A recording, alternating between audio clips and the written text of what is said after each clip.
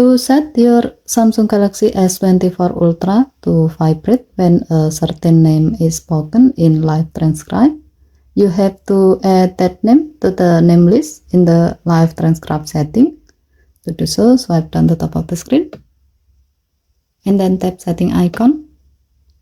Scroll down the screen to find accessibility. Tap accessibility and then tap hearing enhancement. Tap live transcribe. Next, tap open live transcribe. Tap the settings icon at the bottom left corner of the screen. Tap more setting. Scroll down the screen. Under event section, tap vibrate when name is spoken. Tap add name. Now type the required name.